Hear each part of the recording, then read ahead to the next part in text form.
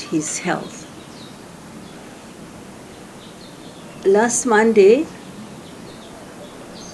the prison was closed to visitors. We were taken by surprise. I requested, and they said it would last a week because of elections. I asked whether I could take them some food because they were not ready with this order not to be visited for a week. I think I should explain that visitors are allowed on Mondays, Wednesdays, and Fridays at Luzira Upper Prison. And that is so because the prison is over congested. It has like 4 or 5 times more prisoners than it should have. They are not able to look after them. So most prisoners, their families bring them food and they cook for themselves. They don't allow in any way of, there's no refrigerator, nothing.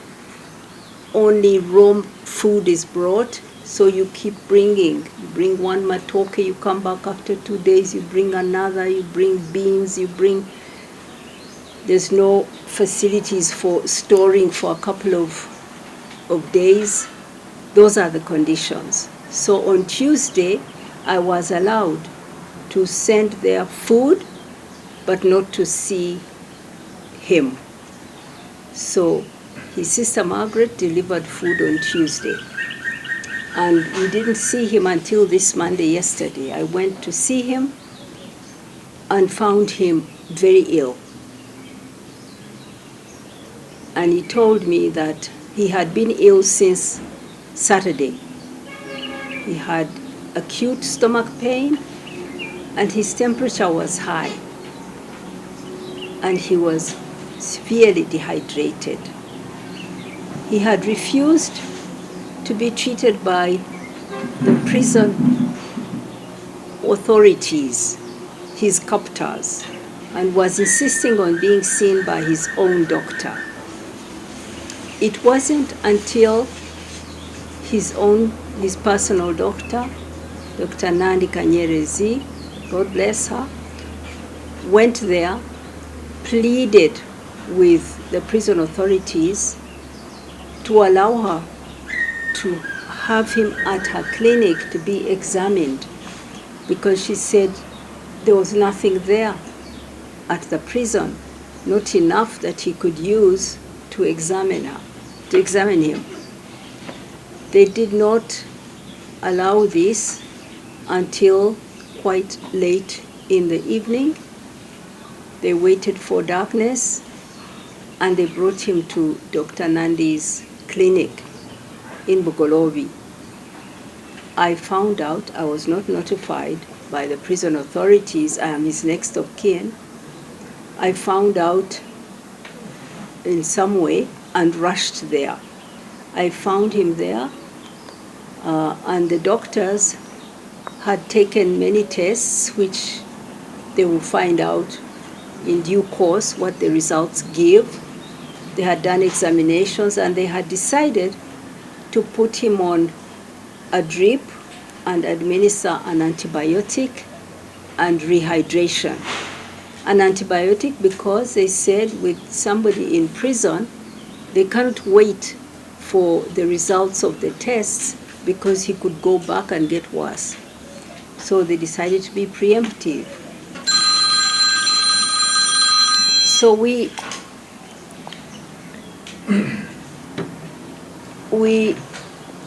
his sister and I were there at the clinic while he was being treated. He, after receiving 2.5 bottles of water in his body, he still wasn't passing urine, and the doctor said he was severely dehydrated and asked for him to remain on hydration. The prison authorities took him back to prison at night. In taking him back, I asked the doctor what was going to happen next. She said she wanted to review him today I asked the authorities, the prison officers there, will you bring him back to the clinic today? And they said, they don't know. That's a decision from above. Dr. Besigye doesn't have a right to see his personal doctor. This is decided from above, and it's a long negotiation. I want to thank very much Dr. Nandi. This is the second time she has negotiated with them to have him brought to her clinic to be thoroughly examined. It's not a right. In fact, the prison authorities told me that if I talk about him being taken to the clinic, that they may not allow him again to see his personal doctor. What an outrage. What is that? That's it's outside. No, Can you explain that? on the other side. It's affecting you.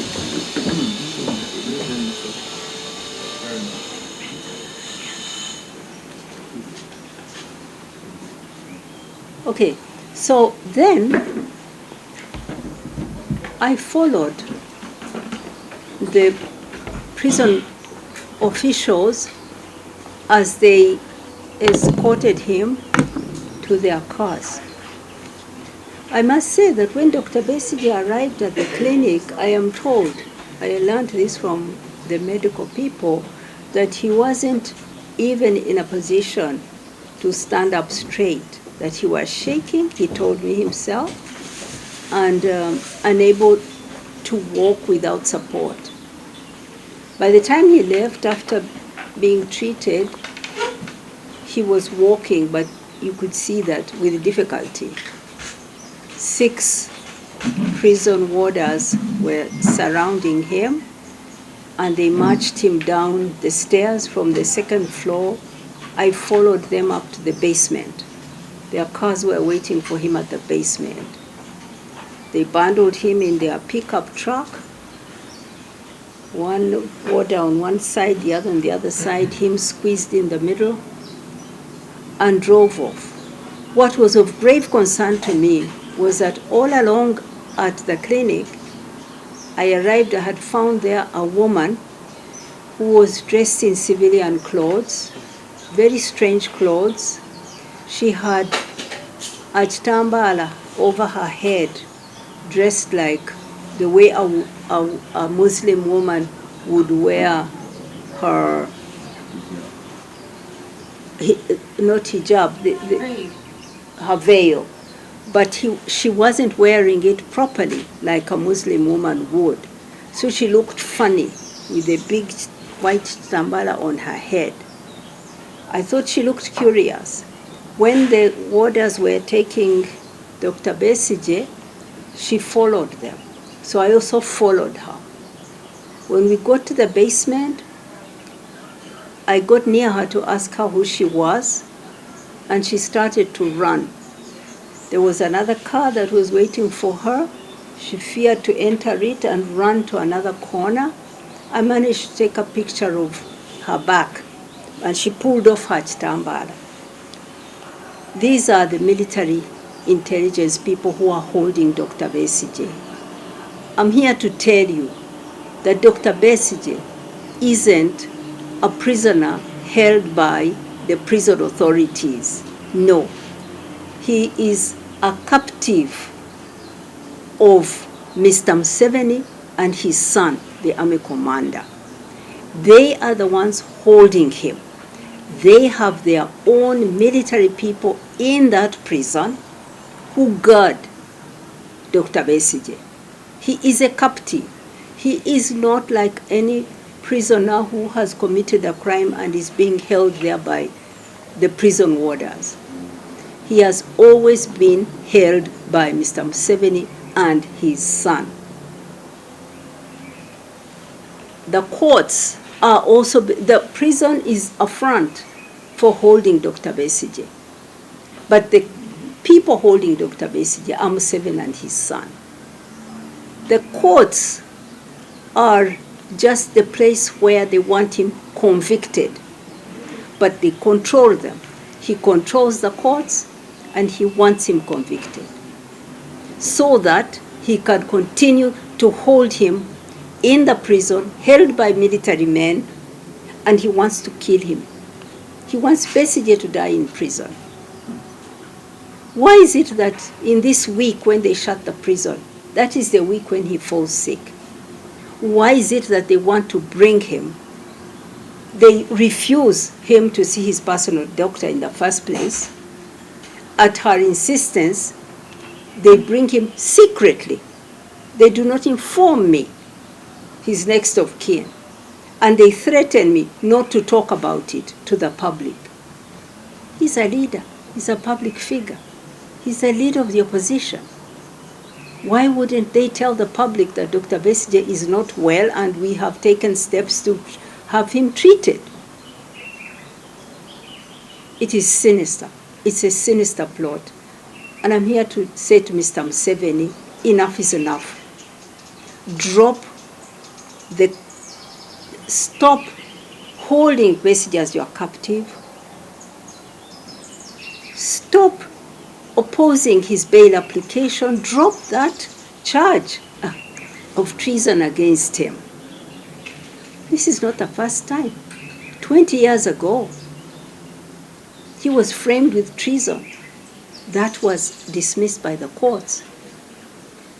Now, Museveni is back saying that Besigye wants to kill him. And we are going to see in court once again a lot of lies and fabrications being presented there, this time with a judge who is under instructions to convict him. I want to thank Mayor Elias Lukwago and the amazing team of lawyers who have fought by his side. What they are doing is to expose Museveni before the world and to show that this is not a trial. This is persecution of an opposition leader, criminalization of an opposition leader. There is no truth in it, no law in it, no justice in it. And they have done an excellent job to expose that. From day one, when he went to the military, when they dragged him before the court-martial, when he was not a soldier, to when they held him without any charge for weeks in prison, to when they've denied him bail 4 times. Besigye is not going to run away. He has never run away. Why shouldn't he be at home? This year, in April, Besigye will turn 70. He's an old man. Why is he being bitten by bed bugs in a hot cell with no light, isolated from other prisoners, and now falling sick under mysterious circumstances? It's a plot to kill him. Museveni wants to silence the one leader of the opposition who understands him and who stands up to him and his criminal ways. Let me put it that way. It's criminal to treat your opponent like that, to fabricate, to frame him, and then to slowly kill him in jail. Enough is enough. Enough, Museveni. You are not decent. You're not human. I'm speaking through you to him directly. Enough is enough. You are exposed.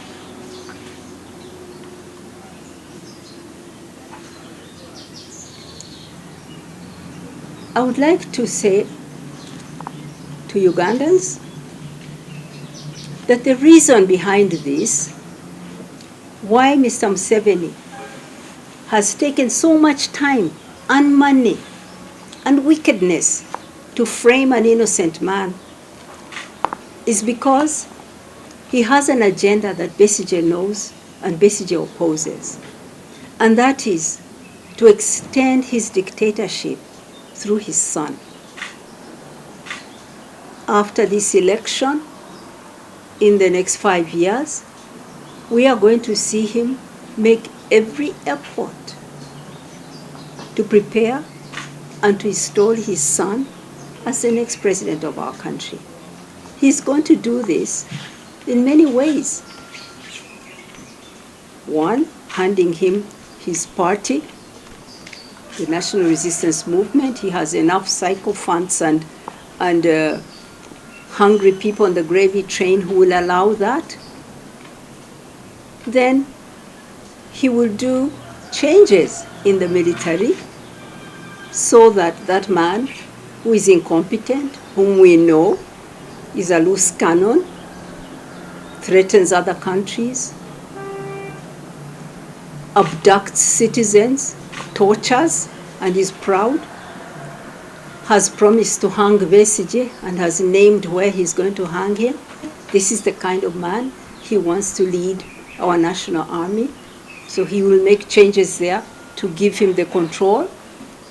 And he's likely also to go to his parliament with his speaker, who is a Mabati thief, who has no integrity, to possibly make some changes in the constitution to ensure that he and his son continue to lead this country the way they want, without law, without any basis in law or the constitution, by force. That is the plan. That is the plan Besigye opposes. That is why he wants to slowly kill him in jail, Museveni.